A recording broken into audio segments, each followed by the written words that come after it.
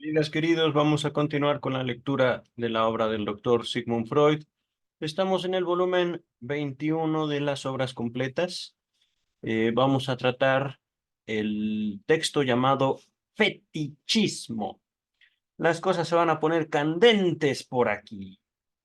1927, año de creación y publicación seguramente del presente texto. Nada más de ver el título, les dejo en la descripción 3 ensayos de teoría sexual. El estudio, lectura, comentario de los 3 ensayos de teoría sexual. Todos los 3 ensayos. Feliz y orgulloso lo digo. Nota introductoria por el traductor, James Strachey o Strachey. Ahorita lo vemos. Están viendo en pantalla las ediciones en alemán de 1927. Freud muere en 1939. Eh, y por supuesto, las ediciones continúan después de la muerte de Freud. Ajá. Ay, miren, este nombre no lo había visto. Verena Zaslavsky. Zaslavsky. No la conozco, ¿eh? Es la primera vez que veo ese nombre en una traducción al castellano o al español en una obra de Sigmund Freud. Este nombre sí es de un viejo conocido, Ludovico Rosenthal. Ajá. Dice el traductor, este trabajo fue concluido a fines de la primera semana de agosto de 1927, según el biógrafo oficial de Sigmund Freud, el alumno, discípulo Ernest Jones, eh, activo, muy activo después de la muerte de Freud, pero como vemos, ciertamente un médico muy capaz, Ernest Jones, y publicado ese mismo otoño, 1927, casi al mismo tiempo o simultáneamente en el Almanaque y en el último número de la Zeitschrift für Psychoanalyse, semanario, perdón, o publicación regular del movimiento psicoanalítico encabezado por Sigmund Freud. Ajá. Correspondiente a 1927. En su primer examen del fetichismo, el incluido en los 3 ensayos de teoría sexual, se los había dicho, advertido, Freud comentaba que, dice Freud, ninguna otra variante de la pulsión sexual que linde con lo patológico ha atraído tanto nuestro interés. Les dejo en la descripción de este video también pulsiones y destinos de pulsión. Ajá. Eh, Otro texto sobre pulsiones, podríamos hablar de más allá del principio de placer, de ¿qué será bueno? Pues es que esos son los principales, pulsiones y destinos de pulsión y más allá del principio de placer, eh, tal vez inhibición, síntoma y angustia. No, es que ahí no se habla tanto, tanto, tanto de las pulsiones. Una palabrita alemana que caracteriza, digamos, el abordaje de Sigmund Freud a la mente humana. Ajá. Razón por la cual quiso Freud eh, apoyarse para hacer del psicoanálisis una ciencia natural. Naturalwissenschaft. No hablo alemán. ¡Ay, ya me pasé! ¿Qué hice? Me lleva. Bueno, ya vieron, es un texto, no está tan extenso, el texto Fetichismus, pero soy yo como un, un hechizo de Harry Potter o algo así. Fetichismus. Bueno, ya, dice el traductor. eh, En verdad, volvió a ocuparse del tema en varias oportunidades acerca de las variantes de la pulsión sexual, ¿vale? En aquella primera reseña no fue mucho más allá de sostener que, entre comillas, palabras de Freud, en la elección del fetiche se manifiesta la influencia persistente de una impresión sexual recibida casi siempre en la infancia. Bueno, ya se habrán dado cuenta que no planeo hacer de esta lectura un palabra de Freud, amén, no, vamos a divertirnos. Se trata de hacer la lectura llevadera, acercarnos justamente a lo brindado por el psicoanálisis, a lo elaborado por el doctor Sigmund Freud, no como un mandamiento, queridas y queridas, no como una especie de dogma académico, que eso es de los peores abordajes que ustedes podrían hacer a la obra de Freud. Ajá. No se trata esto de fundar nuevas religiones, señalar nuevos pecados y cosas así, que venimos saliendo del estudio de El porvenir de una ilusión, el malestar en la cultura, y hay que dejar la religión en paz, ¿no? No se trata de decir mala, mala, mala o buena, buena, buena, no. Si alguien cree, que crea. Si alguien no cree, pues que no crea. A mí qué me importa, ciertamente. Pero bueno, dice el texto, hablando del fetiche, se habló incluso de un fetiche, pero no en un sentido sexual, en un sentido más bien cultural o hasta religioso. En el texto pasado, el malestar en la cultura. Y ahorita es simplemente un comentario. Entonces, fetiche, aquí se habla en particular de una particular elección de objeto amoroso. Ajá.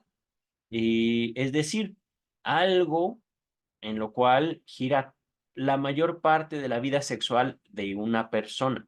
Por ejemplo, lo que le excita a alguien. Por ejemplo, ¿no? De hecho, este es un fetiche muy, muy popular. Hay gente a la que le gustan los pies. Ajá. Se excita sexualmente viendo pies. De hecho, aquí en México se tiene, digamos, eh, esa forma casual, forma, digamos, de nombrar de una forma coloquial hasta vulgar, es que a ti te gustan las patas, ajá, los pies se refiere. Ese fetiche, digamos, en el cual, aquí el texto lo dice muy claro, es una elección, pero no es una elección que nosotros estemos obligados a cambiar, queridas y queridos. Ajá. También, por ejemplo, al hablar de, digamos, una conformación, entre comillas, normal de gustos sexuales, supongamos gustos heterosexuales u homosexuales, fue algo que vimos en el estudio de los 3 ensayos de teoría sexual. Supongamos un hombre cis, hombre heterosexual cis, dice, me gustan las mujeres, pero no todos, no todas las mujeres y no todo de la mujer. Ajá.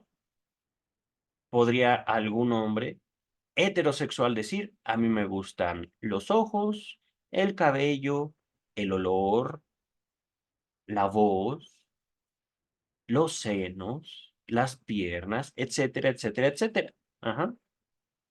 Y esto por poner un ejemplo, realmente en cuanto a la conformación de los gustos, los objetos, la conformación justamente de las pulsiones sexuales, ¿dónde está? Aquí está. Las configuraciones son infinitas, infinitas. Pero ya, me callo y dejo hablar el texto. Dice el traductor, Freud también se detuvo en este punto cuando en su estudio sobre la grádiva de Hensen, les dejo todo el texto de la grádiva, bueno, el estudio de Freud sobre la grádiva en la descripción. 1 o 2 años más tarde hizo algunos comentarios al pasar cerca del fetichismo del pie. Y fíjense, yo soy un mexicano del año 2024, estoy grabando este video el 2024, y este texto del pie, el fetichismo del pie, fue escrito en 1907, Viena, Austria. Estoy señalando dos culturas totalmente diferentes. Ajá. Y en aquellos tiempos también había gente que le gustaban las patas. Es que, pues, de eso se trata y no para decir, ay, qué malos, qué malos, qué malos. No, la humanidad es genial. La humanidad es hermosa. Humanidad, todos. Dice el texto, la siguiente aproximación está hablando de Freud. Su siguiente aproximación al tema parece haber sido un trabajo inédito sobre la génesis del fetichismo. Ese no lo recuerdo, pero seguramente si fue presentado en la Sociedad de Viena el 24 de febrero de 1909, ya lo tendremos estudiado. No me acuerdo, pero pues ya no me acuerdo todos los textos que hemos leído. En fin, Sociedad Psicoanalítica de Viena, básicamente son los amigos de Freud, quienes se reunían, creo que una vez a la semana, una vez cada 15 días, eh, y en el cual, digamos, comienza la escuela, comienza el movimiento psicoanalítico internacional. Ajá. Si mal no recuerdo, tal vez lo esté confundiendo yo con una forma de trabajo de Charcot, tal vez, pero era la Sociedad del Martes. Luego se constituyó como la Sociedad Psicoanalítica de Viena y se llamaba la Sociedad del Martes no por un asunto así ocultista, truculento, no sé, feo, sino simplemente porque se reunían los martes en un café. Vamos a echarnos un cafecito y vamos a platicar. Órale, pues. Entonces, desgraciadamente no hemos tenido acceso a las actas de dicha sociedad. En esa época estaba a punto de preparar para su publicación el análisis del hombre de las ratas. También les dejo esto en la descripción, pero ahí no hay fetichismo, no que yo recuerde. De todos modos, es un texto muy revelador. El hombre de las ratas, historial clínico. Y en este hacía un comentario novedoso acerca del vínculo del fetichismo con el placer de oler. No lo recuerdo, pero bueno, se los dejo en la descripción todo el historial clínico del hombre de las ratas, que más tarde amplió en una nota al pie agregada en 1910 a la segunda edición de los 3 ensayos de teoría sexual. Pero poco después de eso debió de haber discernido, identificado, observado un nuevo y más importante vínculo, pues en esa misma nota al pie se halla su primera afirmación de que el fetiche ocupa el lugar del pene faltante de la mujer. Miren, les estaba hablando de dos concepciones de fetiche. Ajá. En la primera, digamos, lo que nos excita sexualmente. En la segunda concepción del fetiche, tiene que ver con la historia de las religiones, es más bien, digámoslo así, como un muñequito. Ajá. Lo voy a decir así, un muñequito en el cual le hacemos cosas al muñequito de forma tal que esas cosas que le hacemos al muñequito, pegarle, por ejemplo, le va a pasar a una persona que representa a ese muñequito. Ajá. Por poner un ejemplo, porque esto del fetiche en un asunto mágico se puede también. La palabra sirve también para aproximarnos a esa concepción. Ajá. Pero esto, queridas y queridos, es, digamos, parte de una concepción, parte de una aproximación, una perspectiva infantil del cuerpo femenino. Con infantil me refiero específicamente a los niños. Niños que crecen pensando, todos los cuerpos son como el mío. Ajá. Mi mamá seguramente tiene un hace pipí, como decía el pequeño Hans en su historial clínico. Pequeño Hans fue un paciente de 4 años, no de Freud, sino de uno de sus discípulos. Ajá. Freud supervisó el caso del pequeño Hans, y con el tiempo, cuando el pequeño Hans creció para hacerse adulto, si mal no recuerdo, creo que se hizo ingeniero o arquitecto, pero también discípulo de Freud. Ajá. Entonces, el fetiche como un invento de un niño pequeño que sustituye aquel miembro que él tiene en su cuerpo, un miembro que estima como valioso, pero que descubre faltante en el cuerpo de mamá. Ajá. El caso del pequeño Hans está abundante de referencias a mi mamá tiene un hace pipí. Así le decía el pequeño Hans, un niño de 4 años, a los penes. Ajá. Decía, el tren tiene una pipí, el tren. Ajá. No, no estoy equivocando, me estoy citando literalmente el caso del pequeño Hans. El pequeño Hans creía que las mesas tienen pene. Cuando él tiene una hermanita, cuando a él sus papás le entregan una hermanita, ajá, tienen una hija, cuando él ve el cuerpo de la hermanita, dice, ah, ¿y su hace pipí? Ah, bueno, ya le crecerá, ajá, ya le saldrá. Él, digamos, tratando de reconstruir su propio cuerpo o la experiencia que tuvo de su propio cuerpo en el cuerpo de su hermanita. Ajá. Y por supuesto, cuando descubre que su mamá, siendo mujer, no tenía pene, entonces el pequeño Hans, pues, se espanta, se altera, niega esa situación, niega esa percepción. No, no, no, no, no. Mi mamá tiene. No lo veo, pero por ahí debe de estar. Ajá. Les dejo todo el caso del pequeño Hans, del cual ahorita estoy haciendo una reconstrucción para explicar, para justificar esto que está siendo señalado por no Freud, sino Strachey en la introducción. Lo cual, el pene de la madre, el pene faltante de la mujer, había figurado destacadamente entre las teorías sexuales infantiles a las que poco tiempo atrás les dedicara un trabajo. Sobre las teorías sexuales infantiles también se los dejo en la descripción. Esta nueva explicación del fetiche fue mencionada también por Freud, como él mismo lo dice, en su estudio sobre Leonardo da Vinci, también se los dejo en la descripción.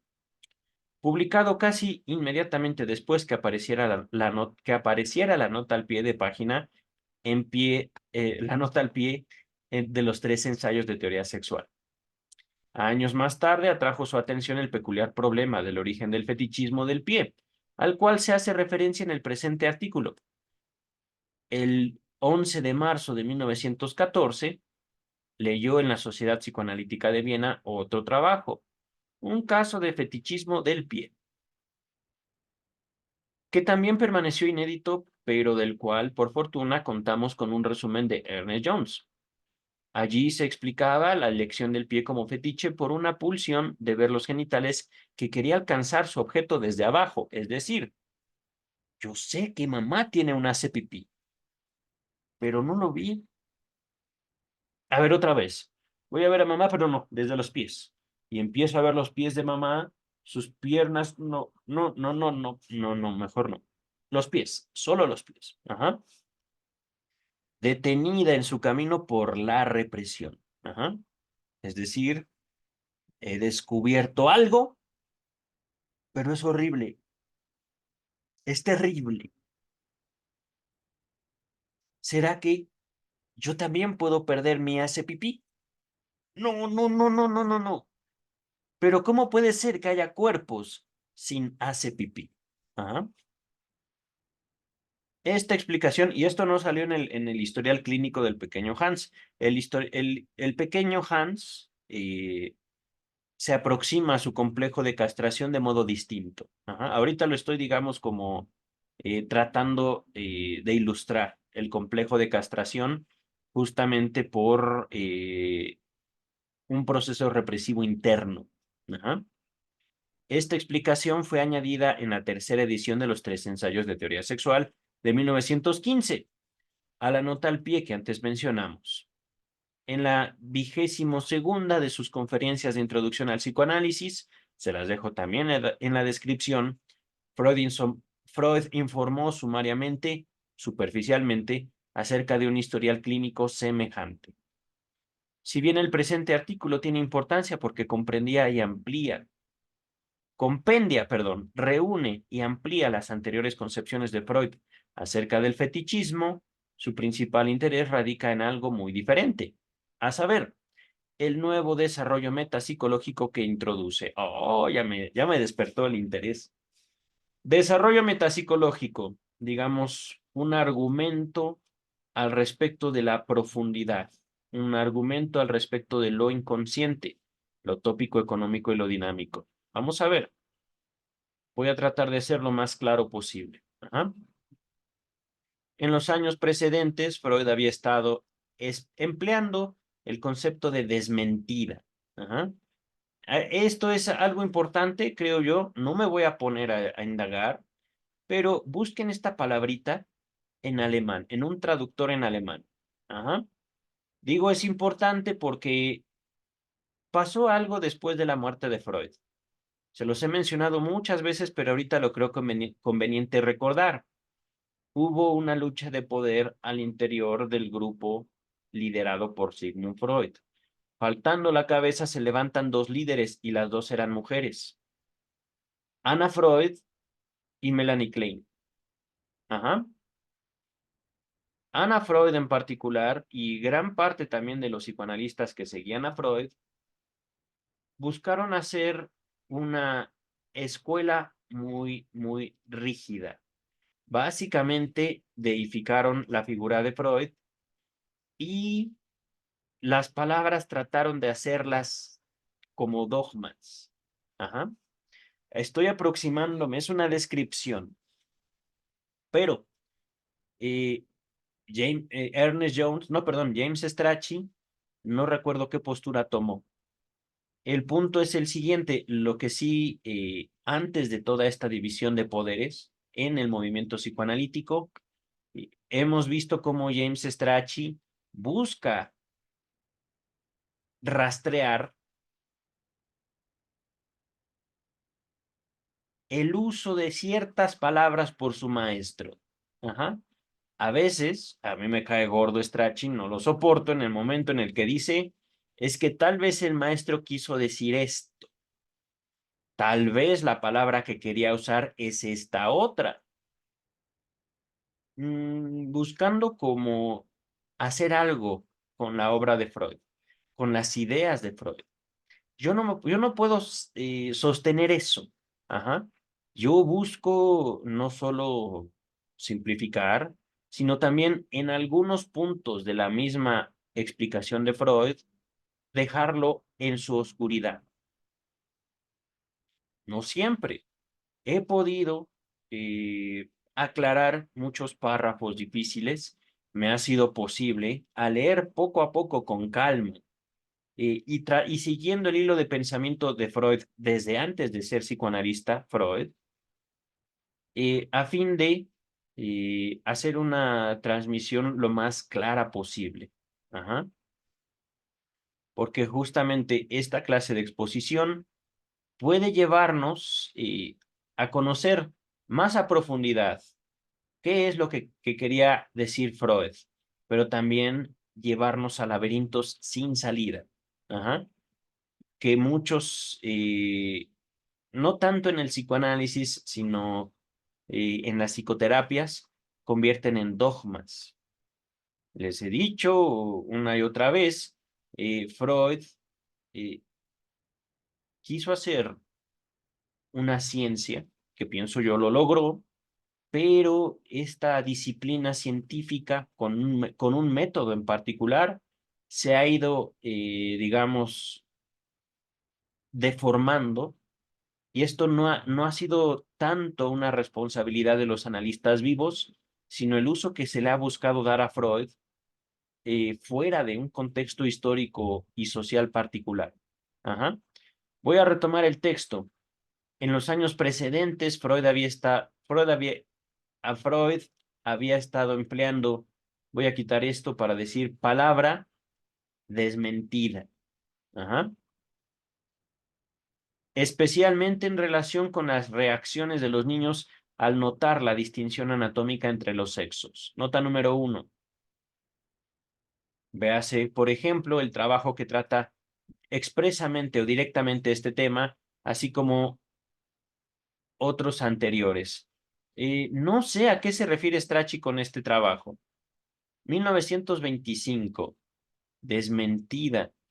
No recuerdo, creo que sí hay un ensayo con la palabra desmentida en el título, pero no me acuerdo ahorita. Voy a investigar y se los dejo en la descripción. La nota 1 continúa. Véase también la organización genital infantil, el problema económico del masoquismo, la pérdida de la realidad en la psicosis, en la neurosis y en la psicosis. Todos estos textos, si los recuerdo, se los dejo en la descripción. ¿Vale? Continuamos. En este trabajo, basándose en nuevas observaciones clínicas, expone sus razones para que eh, expone, a ver otra vez, en este trabajo, basándose en nuevas observaciones clínicas, expone sus razones para suponer que esta desmentida implica necesariamente una división o escisión en el yo del sujeto. Es sencillo, es realmente muy sencillo. Lo que veo me espanta, lo que veo me da miedo, me da coraje, me da tristeza, y no son sentimientos que a mí me gusten. Ajá. lo que yo veo. Entonces, yo o puedo negar mis emociones, entonces yo no sentiría nada, o bien yo puedo negar lo que estoy viendo. Desmentida básicamente quiere decir, no, eso no es. No, no, no, no, no, no, no. Este color no es color vino. Mi playera, mi camisa no es blanca. No, no, no, no. Yo no estoy usando lentes. No, te he dicho que no. No es no. Ajá. Y esta clase de interacción dirigida de uno a uno mismo, ¿cómo creen que resulte?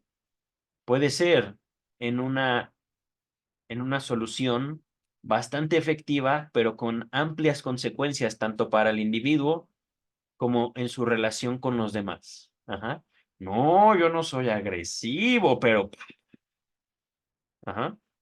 Y esto lo hago por tu culpa, porque tú me llevaste a esto. Ah, claro. A ver, vamos a continuar. Al final de su vida, Freud retomó esta cuestión y extendió sus alcances. Lo hizo en su artículo inconcluso sobre la decisión del yo en el proceso defensivo, publicado en forma póstuma, es decir, después de la muerte de Freud, y en el capítulo 8 del esquema del psicoanálisis. Para ambos, véanse el volumen 23. Estos no los he leído, ya llegaremos a ellos. Hasta el momento solo he leído para marzo del 2024 hasta el volumen 21. Pero mi objetivo no solo es terminar toda la obra de Freud en Amor Rortu, traducida por Luis Echeverry, me parece. Esta que estoy leyendo la voy a acabar todos los 23 volúmenes. También quiero leer la traducción de Luis López Ballesteros, toda la obra de Freud, pero por otro traductor. Ya eso es bastante trabajo. También quiero leer la biografía oficial de Sigmund Freud por Ernest Jones. Y si se puede encontrar otras biografías, qué mejor. Entonces, ahí hay bastante trabajo. Y además quiero leer a Melanie Klein en este espacio. Y además quiero leer a Lacan. Oh, entonces, mucho trabajo aquí, queridas, queridos. Suscríbanse si no lo han hecho. Pero continuamos.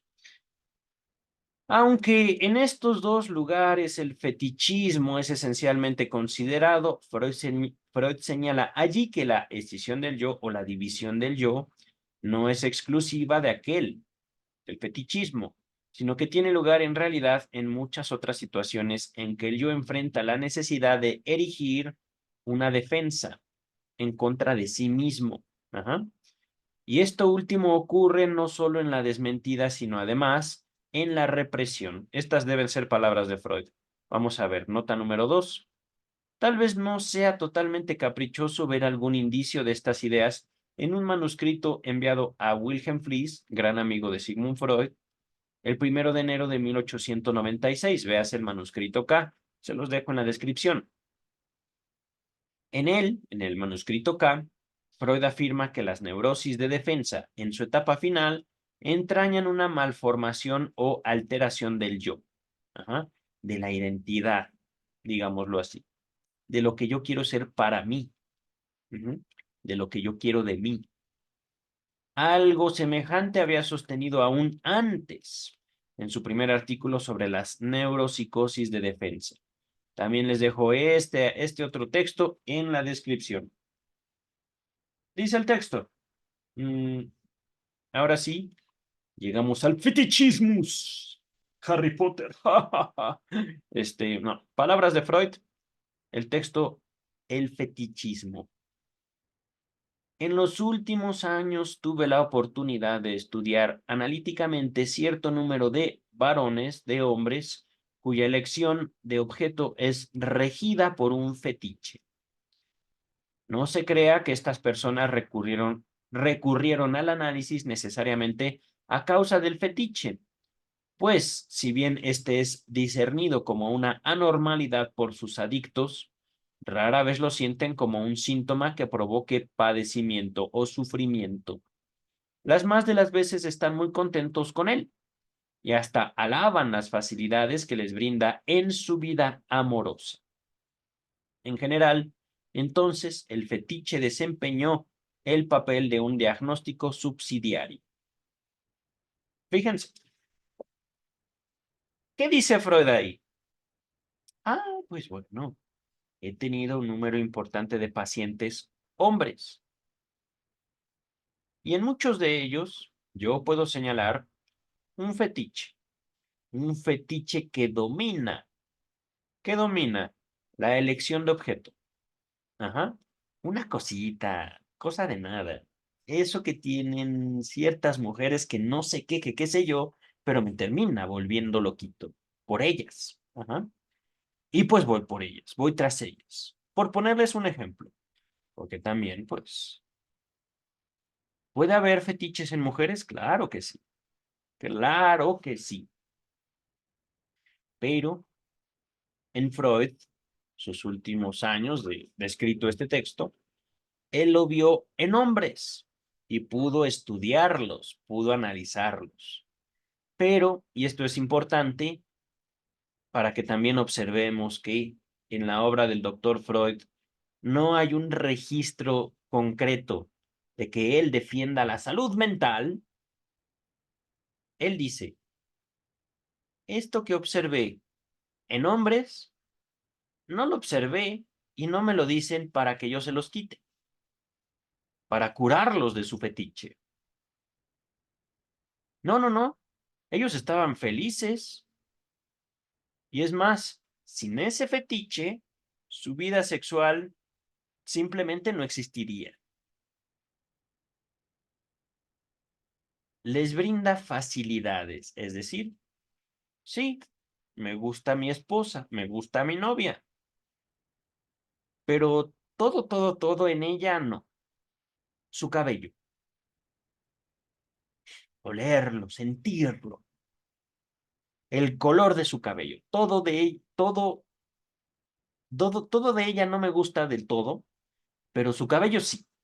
Ujú. Por ponerles un ejemplo, o sus pies, sus piernas, su sonrisa, su voz. Eso le da sentido a mi vida con ella. Ajá.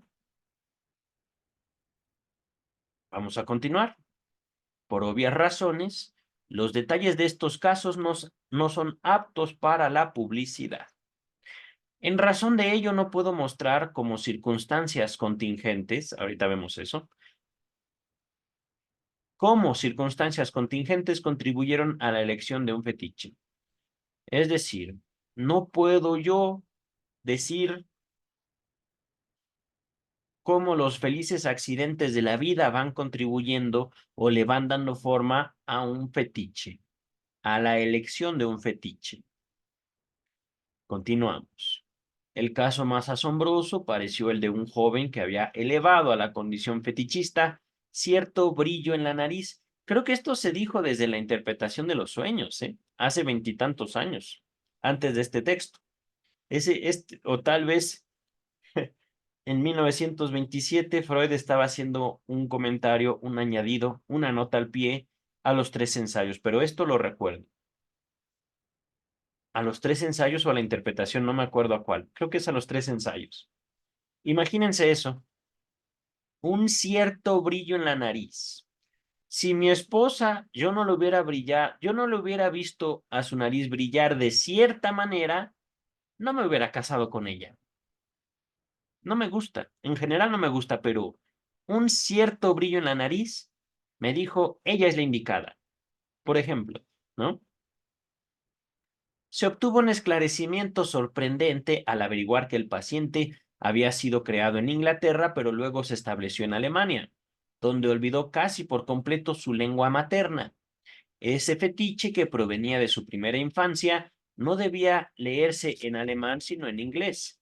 El brillo del inglés glance en la nariz era también una mirada en la nariz, glance, mirada. En consecuencia, el fetiche era la nariz, a la que por lo demás él prestaba a voluntad esa particular luz brillante que otros no podían percibir. La respuesta que el análisis arrojó acerca del sentido y el propósito del fetiche fue en todos casos la misma. Se la obtuvo de manera tan espontánea Se me olvidó quitarle el sonido a mi celular. Permítame un segundo. Es que no quiero que me interrumpan. Ahí está. Se la obtuvo de manera, entonces, tan espontánea. Repito, la respuesta que el análisis arrojó acerca del sentido y el propósito del fetiche fue en todos casos la misma. Se la obtuvo de manera tan espontánea y me resultó tan convincente que estoy preparado para esperar la misma solución en cada caso de fetichismo universalmente. Si ahora comunico que el fetiche es un sustituto del pene, sin duda provocaré desilusión. Por eso me apresuro a agregar que no es el sustituto de un pene cualquiera, sino de un pene determinado, muy particular, que ha tenido gran importancia o significatividad en la primera infancia, pero se perdió más tarde. Esto es, normalmente debiera ser resignado, es decir, abandonado, negado, cancelado. Ya no está ahí, pues ni modo. Pero justamente el fetiche está destinado a preservarlo de su sepultamiento, de la palabra Untergang. Para decirlo con mayor claridad, el fetiche es el sustituto del falo de la mujer, de la madre, en que el varoncito ha creído y al que no quiere renunciar. Sabemos por qué. Bueno, usted sí sabe, pero yo tengo que hacer al menos un pequeño repaso, querido doctor Freud, porque el niño entonces cree que si él comete algún acto en contra de la educación que ya le dieron, podían cortárselo a él. Nota número uno.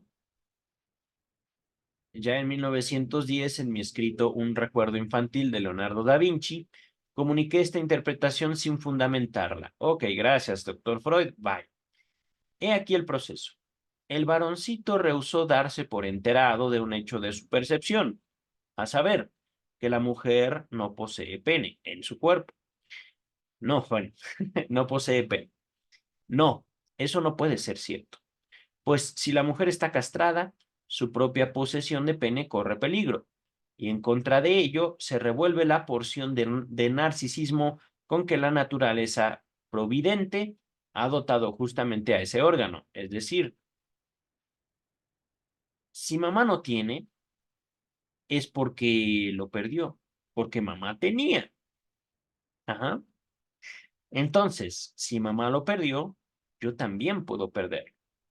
Y esto como una teoría, como una hipótesis infantil para explicarse un niño la diferencia anatómica entre los sexos. Ajá. Continúa el texto. ¿Acaso el adulto vivenciará luego un pánico semejante si se proclama que el trono y el altar peligran y lo llevará a parecidas consecuencias ilógicas? Si no me equivoco, Laforge diría en este caso que el muchacho escotomiza la percepción de la falta de pene en la mujer. No, no sé qué quiere decir esto. Nota número dos, a ver, me rectifico diciendo que tengo las mejores razones para suponer que Laforge no habría sostenido eso. Según sus propias puntualizaciones, escotomización es un término que proviene de la descripción de la demencia precoz, no ha nacido del empleo de una concepción psicoanalítica para la psicosis y no tiene aplicación alguna a los procesos del desarrollo y la formación de neurosis. La exposición del texto se empeña en hacer patente esa inconciliabilidad.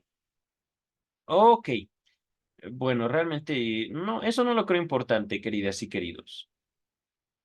Hasta aquí, ¿no?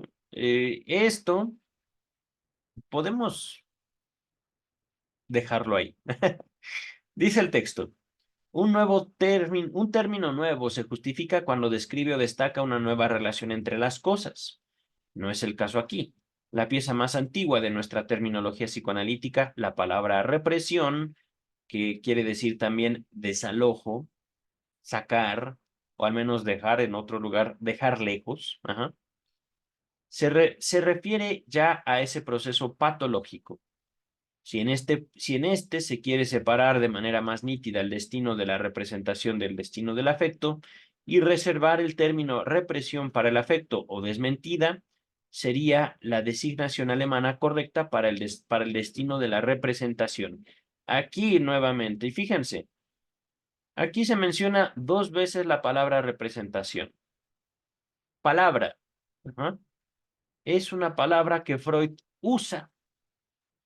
No es, y esto es importante también señalarlo, una palabra que provenga de otros textos, de otras aproximaciones, de otros estudios.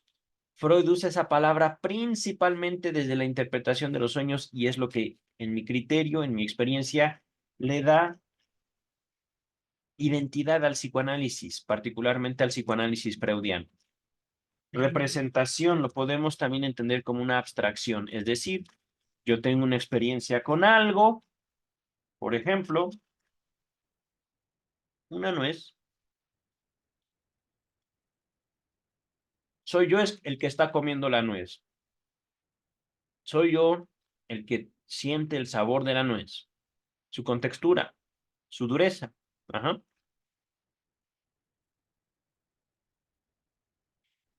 Con la experiencia que tenemos con las cosas que nos rodean, podemos hacernos de una idea. A eso llamo yo abstracción, abstraer. La palabra representación es, por ejemplo, lo que nos permite hablar, ya que hemos obtenido experiencias de ciertos objetos, podemos nosotros, haciendo uso, digamos, de las herramientas lingüísticas, nombrar. Lo que estamos nombrando es la representación que nosotros tenemos de eso.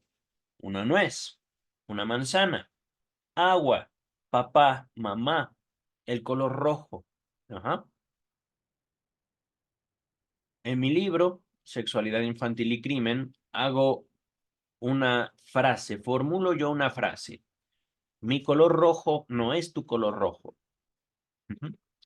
Pero pues es lo mismo, ¿no? Yo estoy viendo algo rojo. Sí, pero lo que para mí significa el color rojo no es lo mismo que para ti. Ajá. ¿Por qué? Podemos decir, tenemos dos experiencias al respecto del color rojo, que puede ser color rojo, amarillo, azul. Eso es básicamente, digamos, el secreto de lo inconsciente, el secreto, digamos, del psicoanálisis. Mi experiencia al respecto del rojo puede ser distinta a la tuya. Ajá.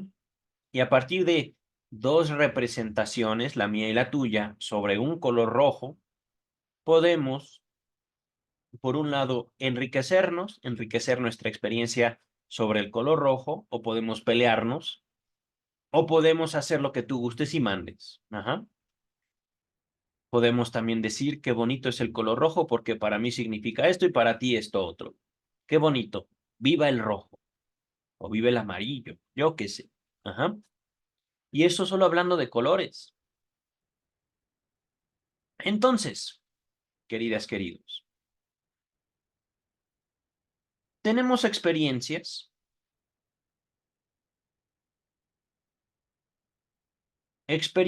que despiertan afectos en nosotros, bonitos, no tan bonitos, afectos, emociones. Ajá.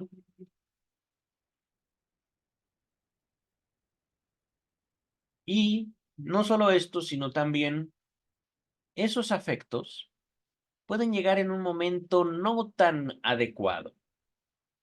Podemos sentirlos y hacerlos a un lado. Ajá. Podemos sentirlos y decir, ay, no, el color rojo. No, no, no, no, no, no, no, no, no. No quiero saber nada del color rojo. O bien, retomando el texto, mamá, que el cuerpo de mamá es diferente al mío, no, no puedo creerlo. No, no, no, no puede ser. No, no. El cuerpo de mamá es distinto al mío. ¿Pero por qué? Me lo explico yo, siendo un niño de 3, 4, 5 años. ¿Qué tal si a mamá le dijeron lo mismo que a mí y como ella no obedeció, Se lo cortaron. No, no, no. Seguramente mamá lo tiene, pero yo no lo vi. No lo vi. Necesito ver otra vez. Ajá. Y otra vez, y otra vez, y otra vez, y otra vez, y otra vez.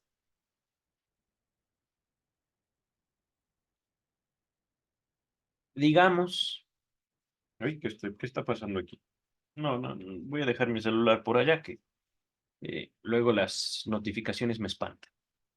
Eh, los afectos suelen ser el motivo por el cual yo no quiero sentir cosas. Yo no quiero ver cosas, yo no quiero saber. Ajá. Y estoy hablando, para continuar con el ejemplo, como si yo fuera un niño de 3, 4 años. Ajá. Ya soy capaz de hacerme una idea de las cosas que tengo a mi alrededor. Ya puedo señalar lo que yo quiero y lo que no. Sentir, vivir. Esta palabrita fea, fea. Escotomización, dice Freud, me parece particularmente inapropiado porque evoca la idea de que la percepción se borraría de plano, de modo que el resultado sería el mismo que si una impresión visual cayera sobre el punto ciego de la retina. Realmente esto no lo entiendo y le soy sincero, no creo necesario entenderlo. Ajá. De este caballero Laforge, que es quien dijo escotomización, no sabemos nada. Al menos yo no. Y segundo, si Freud lo menciona, seguramente es porque en su momento él lo creyó importante. En este momento, 2024, yo creo que ya no lo es tanto. Laforge. Ajá. La, Laforge. No sé cómo leer esto. Debe ser un nombre francés. Debe, pero la verdad no lo sé. Entonces, escotomización. Es más, ni siquiera tengo ganas de buscarlo en Google, porque no solo jamás había escuchado esa palabra, sino me parece que Freud lo está citando para defender su postura, más que para decir lo que Laforge dijo es importante. Ajá. Vamos a continuar. Miren, no me di cuenta. Nota 3 y nota 4. Les dejo en la descripción el texto de la represión y les dejo también el apéndice al primer trabajo sobre las neuropsicosis de defensa. Ajá. Nota 4. Véase la organización genital infantil, ya estaba citado. Examine el uso que hace Freud de este término, ya se los había advertido. Capítulo 8 del esquema de psicoanálisis, todavía no lo hemos leído, en fin. Introducción, perdón, interrupción tras interrupción, y aquí sí no me explico la importancia de esta nota a pie de página. Freud establece otra distinción en el empleo de ambos términos. La represión se aplicaría a la defensa contra las demandas pulsionales internas, es decir, yo contra yo. La desmentida a la defensa de los reclamos de la realidad externa. Ay, gracias, Strachey. Continuamos con el texto. Me había quedado aquí, hablando después de la escotomización no tan famosa y realmente creo yo que irrelevante, pero, dice el texto, en la situación que consideramos, por el contrario, parece que la percepción permanece y se emprendió una acción muy enérgica para sustentar su desmentida. No es correcto que tras su observación de la mujer, el niño haya salvado para sí, incoluble, su creencia en el palo de la mujer, de aquella, ajá, de mamá. Mamá tiene pene, no. La ha conservado, pero también la ha resignado. En el conflicto entre el peso de la percepción indeseada y la intensidad del deseo contrario, se ha llegado a un compromiso que solo es posible bajo el imperio de las leyes del pensamiento inconsciente, de los procesos primarios. Aquí me detengo. ¿Cómo puede alguien resignar y al mismo tiempo conservar? Esta es una lógica no ilógica. De hecho, esta es una lógica que Freud observa desde sus primeros estudios en la neurosis o sobre la neurosis. Ajá. Se habla de pensamiento inconsciente, que esto se los venía diciendo al respecto de la metapsicología y razón por la cual este texto vale la pena. Procesos primarios, es decir, y esto es muy sencillo realmente, chicas y chicos. Ustedes y yo fuimos bebés. Ajá. Los bebés ya perciben el mundo. Ujú. No puedo decir que lo perciben mal, no. Conforme a sus propias experiencias orgánicas, van construyendo una relación con el mundo. Ajá. Y es una relación que se sostiene en cierta lógica. La lógica de conservar y al mismo tiempo que conservo, lo entrego, lo resigno, lo abandono. Ajá.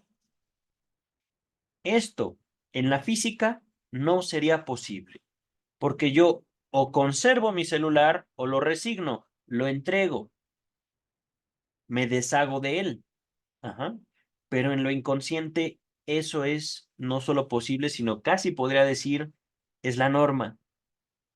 Mientras yo lucho contra algo, contra mí, mi propio deseo, menos sé de él, pero le doy más fuerza. Ajá. Entonces, la razón por la cual el niño desea que su mamá tenga un falo, tenga un pene, es porque él, el niño, lo puede perder. No el pene de la madre, sino el propio. Ajá. Complejo de castración. Entonces, la ha conservado, pero también la ha resignado. En el conflicto entre el peso de la percepción indeseada, es decir, mamá no tiene pene, y la intensidad del deseo contrario. Yo quiero que mamá tenga y siempre tenga un pene. Ujú. Se ha llegado al compromiso, como solo es posible bajo el imperio de las leyes del pensamiento inconsciente, de los procesos primarios. Esto empieza en la interpretación de los sueños, que eso es lo hermoso también. Nos damos cuenta cómo la humanidad es algo mucho más hermoso de lo que podríamos pensar, porque soñamos. Vamos a continuar, ¿vale? Les dejo en la descripción también la interpretación de los sueños. Si en lo psíquico la mujer sigue teniendo un pene, pero este pene ya no es el mismo que antes era, algo otro lo ha reemplazado. Fue designado su sustituto, por así decir, que entonces hereda el interés que se había dirigido al primero. Y aún más, ese interés experimenta un extraordinario aumento porque el horror a la castración se ha levantado, se ha erigido un monumento recordatorio con la creación de este sustituto. Como estigma indeleble. Lo leí como si fuera español, pero creo que esto es italiano, creo. Como marca imborrable de la represión sobrevenida permanece, además, la enajenación, la separación, la huida respecto de los reales genitales femeninos, que no falta en ningún fetichista. Ahora se tiene una visión panorámica de lo que el fetiche rinde y de la vía por la cual se lo mantiene. Es decir, ¿para qué me sirve a mí, que soy fetichista del cabello, de un brillo en la nariz, yo qué sé, pero ese fetiche me salva de la angustia de castración?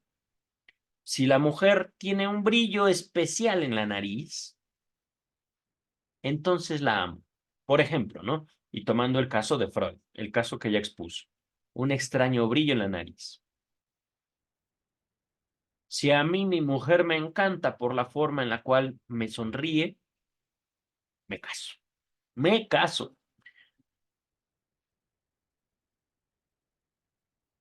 Y al mismo tiempo, el fetiche sirve, le sirve al fetichista, pero también y esto lo estoy observando ahorita, el fetiche permite formar y sostener lazos sociales.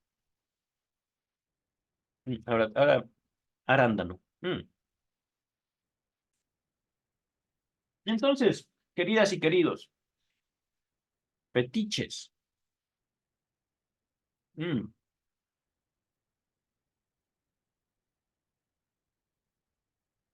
Se trata de ver cómo la humanidad ha hecho lazos con ellos mismos, entre nosotros. Se trata de ver y considerar con unos ojos menos enfermizos al mundo humano. No se trata de decir estás mal porque tienes fetiche, estás mal porque no tienes fetiche. No, no va por ahí. Se trata de señalar los caminos que nos han permitido como humanidad, como civilización, como individuos, justificar nuestro contacto con nuestros semejantes, que nuestros semejantes tampoco son peritas en dulce.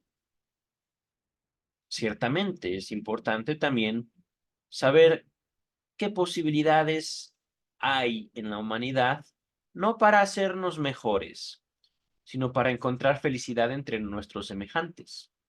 Pero, regresamos al texto. Perdura como el signo del triunfo sobre la amenaza de castración y de la protección contra esa amenaza de castración, y le ahorra al fetichista el devenir homosexual, en tanto presta a la mujer aquel carácter, aquella cosa, por el cual se vuelve soportable como objeto sexual. Ajá. En la vida posterior, el fetichista cree gozar todavía de otra ventaja de su sustituto genital. Los otros no observan la importancia del fetiche y por eso no lo rehúsan. Es accesible con facilidad y resulta cómodo obtener la satisfacción ligada con él. Lo que otros varones requieren y deben empeñarse en conseguir no depara al fetichista trabajo alguno. Probablemente, es que esto es hermoso. Esto es hermoso.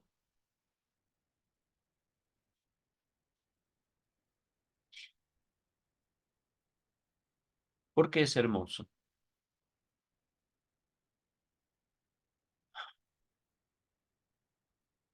Escogemos qué amar. Escogemos a quién amar y por qué. Lo sepamos o no. ¿Ustedes saben por qué aman a quien aman? Eso a mí me llena de felicidad, queridas y queridos.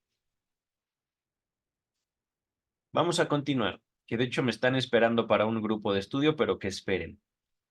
Probablemente a ninguna persona del sexo masculino le es ahorrado el terror a la castración al ver los genitales femeninos. Probablemente. ¿Por qué algunos se vuelven homosexuales a consecuencia de esa impresión? Otros se defienden de ella creando un fetiche y la inmensa mayoría la supera. Esa impresión. He ahí algo que, por cierto, no sabemos explicar. Es posible que todas las condiciones cooperantes no conozcamos todavía las decisivas para los raros desenlaces patológicos. Por lo demás, contentémonos con poder explicar lo que acontece y considerémonos autorizados a desechar provisionalmente la tarea de explicar por qué no acontece. Cabría esperar que, en sustitución del falo femenino, que se echó de menos, que se extraña, que se quisiera, se anheló, se escogieran aquellos órganos u objetos que también en otros casos sustituyen o subrogan al pene en calidad de símbolos. La nariz. ¿Acaso ello ocurra con bastante frecuencia? Pero sin duda no es lo decisivo. En la instauración del fetiche parece serlo más bien la suspensión de un proceso semejante a la detención del recuerdo en la amnesia traumática. También en aquella el interés se detiene como a mitad del camino. ¿Acaso se retenga como fetiche la última impresión anterior a la traumática, la ominosa, la terrible? Les dejo también un texto de estética hecho por Freud llamado Lo ominoso.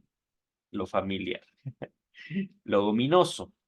Continúa el texto. Entonces, el pie o el zapato, una parte de ellos deben su preferencia como fetiches a la circunstancia de que la curiosidad del varoncito, del niño, repito, niño, fisgoneó los genitales femeninos desde abajo, desde las piernas, pieles y terciopelo. Bueno, antes de continuar, piernas, nota número 5. Ay, gracias, véase mi nota introductoria, presumido este. Entonces, pieles y terciopelo, esto ya había sido conjeturado desde mucho antes. Fijan la visión del vello pubiano, los pelitos, a la que habría debido seguir la ansiada visión de el pene femenino, del miembro femenino. Las prendas interiores que tan a menudo se esconden como fetiche detienen el momento del desvestido, el último en que todavía se pudo considerar fálica a la mujer. Empero, no pretendo aseverar que en todos los casos se averigüe que con transparente certeza la determinación del fetiche. Ha de recomendarse perentoriamente, no sé qué quiere decir esa palabra, la indagación del fetichismo a todos aquellos que todavía dudan de la existencia del complejo de castración o pueden creer que el terror ante los genitales femeninos tiene otro fundamento. Por ejemplo, que deriva del supuesto recuento del trauma del nacimiento. Nota número 6 seguramente nos referirá a Adler. Ah, no, Otto Rank. Ok, pero, en otras palabras, chicas y chicos, cuando Freud hace referencia a el complejo de castración, que hasta el momento no lo ha nombrado en este texto, pero sí en otros, eh, se refiere también como una derivación teórica del complejo de Edipo.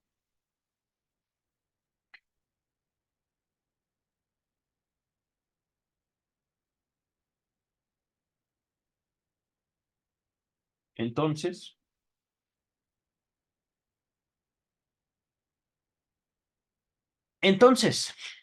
complejo de castración es como una conclusión, como un avance del complejo de Edipo. Dicho con palabras directas, yo, como niño, no es que desee un contacto sexual con mi mamá, no. Yo quiero que mi mamá solo esté para mí, que me dé de comer, que me haga cariños, que esté conmigo, que me vea, que juegue conmigo. Ajá. El niño no tiene una formación, no tiene una experiencia del coito, no puede desear el coito, el niño. Ajá. Pero el problema en el que yo quiero que mi mamá esté conmigo es, primero que nada, ella al parecer tiene una vida, al parecer. Ella tiene que comer, tiene que ir al baño, cosa que a mí no me gusta tanto porque al fin y al cabo se separa de mí. Ajá. Y tercer lugar, al parecer, no lo sé, pero me parece, ella disfruta de el contacto con ese señor de allá que me pide que lo llame papá. Qué feo, qué horrible, horrible situación la mía. ¿Por qué? Porque yo quiero que mamá esté conmigo y me obedezca siempre, que me haga todo lo que yo necesito. Ajá.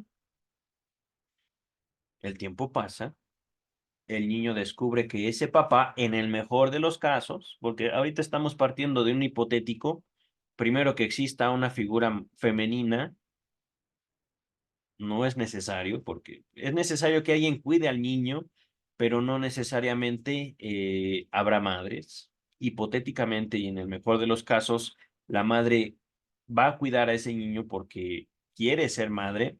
Esa es, digamos, también otra falta. Puede una mujer no tener las ganas de ser mamá, puede dejar al niño recién nacido bajo el cuidado de su propia madre y así, ¿no? O bajo el cuidado del Estado, yo qué sé. Ajá. Pero siguiendo, digamos, la hipótesis propuesta, de una familia, digamos, en la cual hay papá y mamá, el conflicto edípico justamente introduce al padre como un competidor, pero también como un objeto de amor. Es decir, yo quiero que mamá me quiera, yo quiero ser el hijo favorito de mamá, yo quiero que mamá siempre, siempre, siempre, siempre me atienda. Pero también descubro que papá me puede atender y papá me puede dar cosas muy bonitas. Me puede comprar cosas, me puede dar de comer, él también. Yo quiero a papá. Entonces, no solo se desarrolla un conflicto en el sentido de yo quiero a mamá, sino también yo quiero a papá para mí. Quiero que papá no vaya a trabajar para que se quede a jugar conmigo. Ajá. Por ponerles un ejemplo. Y entonces, dentro de esta relación del niño con los padres, nace que no solo el niño es cuidado, sino que también poco a poco llegan demandas de papá y de mamá. Es decir, papá me pide que yo haga esto, mamá me pide que yo haga esto otro. Ajá. Que no tire basura, que tenga limpia la casa, que me limpie que yo me limpie mis manitas, que etcétera, etcétera, etcétera. Que no me haga pipí ni popó. Poco a poco el niño, la niña van siendo educados, van siendo introducidos en unas demandas que su último objetivo será que puedan formar lazos sociales fuera de la familia. Pero es aquí, digamos, donde también toman importancia las teorías sexuales infantiles. El niño, creyendo que todos tienen el mismo cuerpo que él tiene, descubre con una sorpresa horrorosa, terrorífica, que su mamá no tiene pene, y esto no por una diferencia anatómica. Diferencia anatómica entre los sexos. Hay un texto de Freud nombrado así que se los dejo en la descripción y que detalla esto mucho más profundamente. Ajá. Complejo de castración es si yo me doy cuenta que alguien ha sido castrado, porque yo creo que fue castrado, porque yo en algún momento pensé, si no hago lo que papá quiere, me puede cortar eso que a mí tanto me gusta de mí. Ajá. ¿Por qué? Porque ya vi que hay gente que no tiene, entonces yo puedo correr peligro. Es una lógica infantil, la lógica que le señalé. ¿Dónde está? ¿Dónde está? Lo inconsciente. Bueno, eso es, digamos, lo que les puedo aportar. Lo inconsciente es la infancia y, por supuesto, lo inconsciente no como un concepto, digamos, como un conglomerado, como un objeto con diferente forma, diferente sustancia en cada sujeto humano. Dice el texto, nota número 6, ya esa la ley. Vamos a avanzar. Para mí, el esclarecimiento del fetiche, dice Freud, tiene aún otro interés teórico. Hace poco, por un camino puramente especulativo, di con el enunciado de que la diferencia esencial entre neurosis y psicosis reside en que la primera, en la neurosis, el yo sofoca, es decir, yo me peleo conmigo.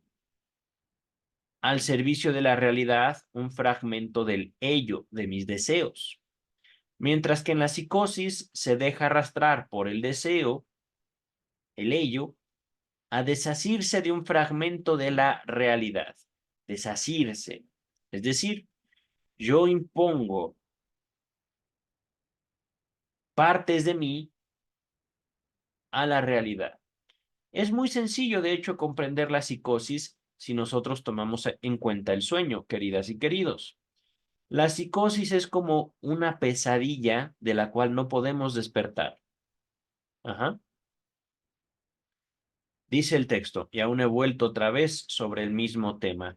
Les dejo en el texto, en la descripción de este video, el texto, perdón. Ah, no, miren, los dos textos, neurosis y psicosis y la pérdida de la realidad en la neurosis y la psicosis. Ajá.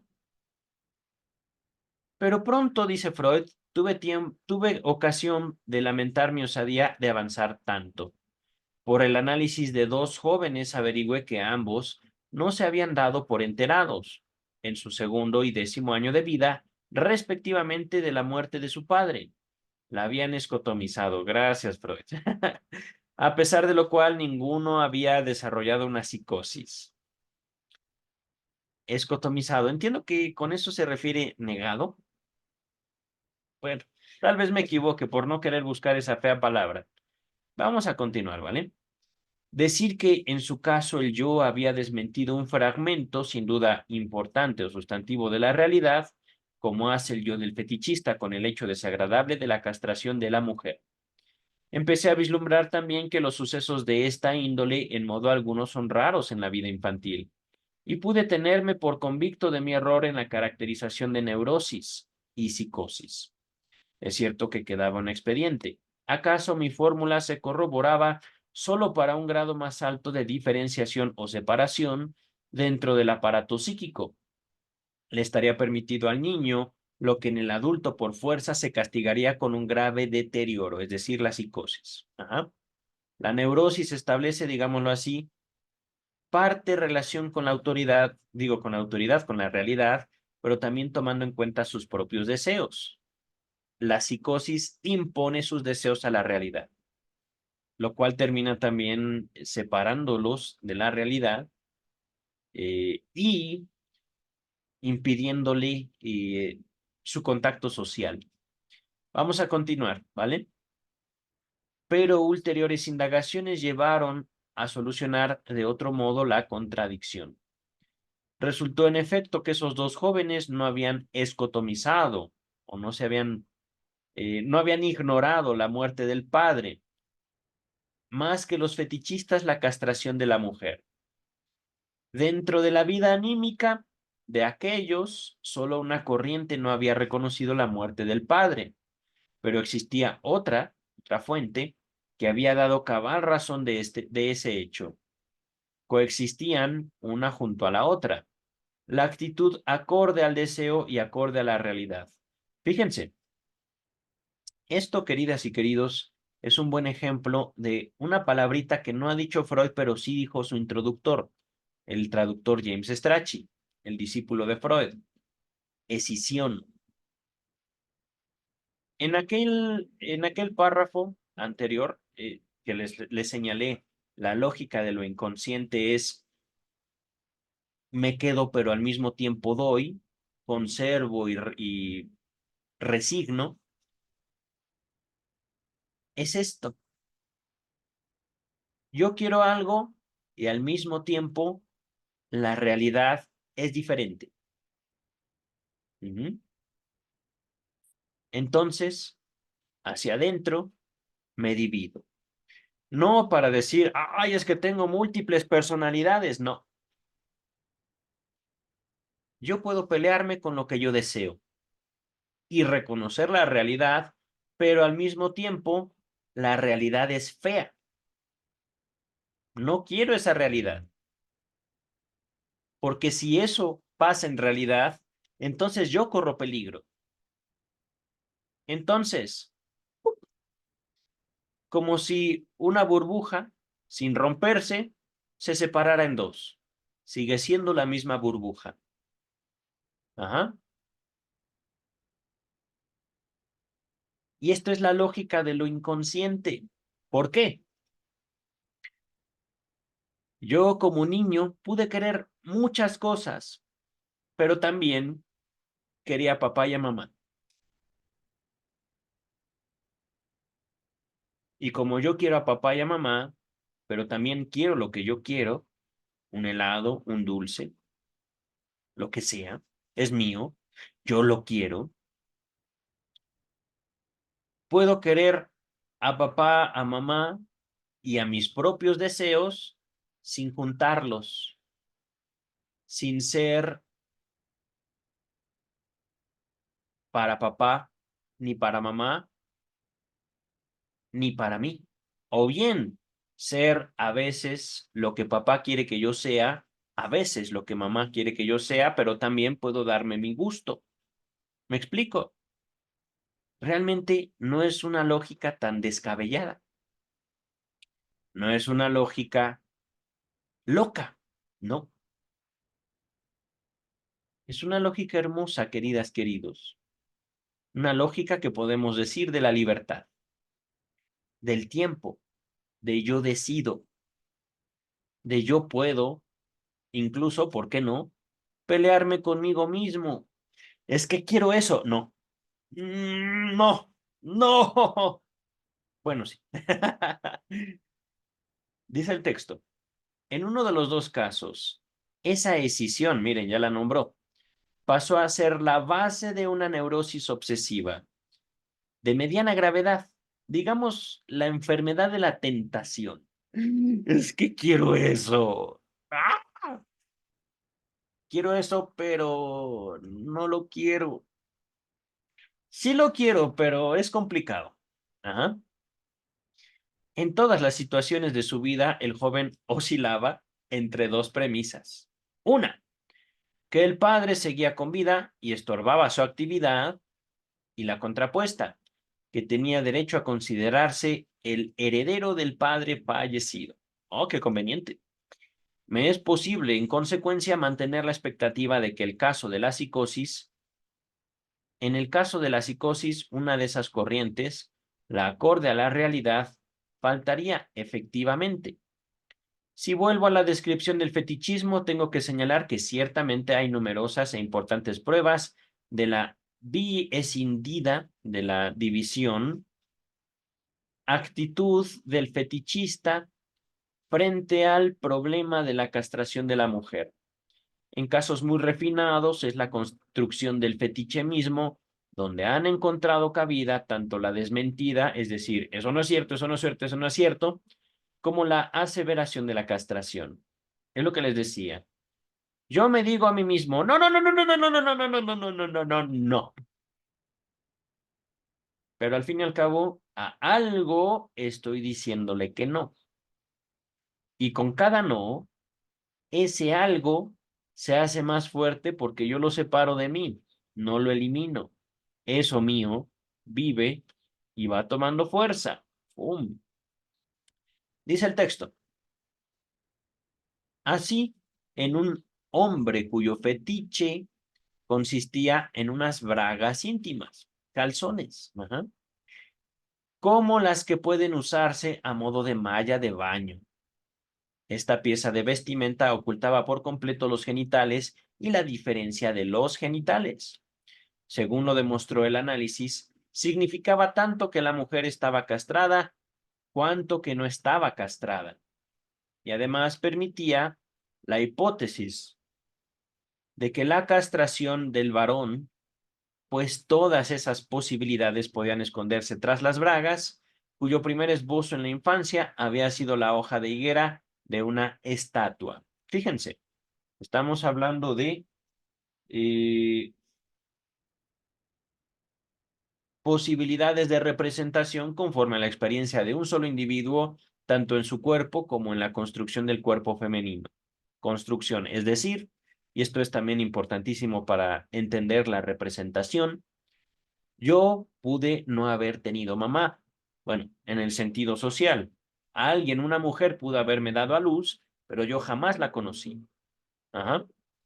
Pudo haberme criado un hombre solo. Dentro de mi contacto con ese hombre, nunca me hizo daño, me amó, me atendió, pero cuando yo descubro el cuerpo femenino en la figura de una amiga infantil, una niña que era mi amiga y con la cual yo enseño mi cuerpo y ella me enseña el suyo, entonces, ¡pum!, comienza una historia de una persona al respecto del cuerpo femenino. Esa persona poco a poco va construyendo una relación, no necesariamente carnal, es decir, va haciéndose de una idea al respecto del cuerpo femenino. Ajá. En este caso, fíjense, no fue un cuerpo como tal, fue una estatua. Ajá. Continuamos. Un fetiche tal, doblemente anudado a partir de opuestos, se sostiene particularmente bien, desde luego. En otros casos, la biescisión se muestra en lo que el fetichista hace, en la realidad o en la fantasía con su fetiche. No sería exhaustivo destacar que venera al fetiche. En muchos casos lo trata de una manera que evidentemente equivale a una figuración o a una plasmación de la castración. Un equivalente. Ajá.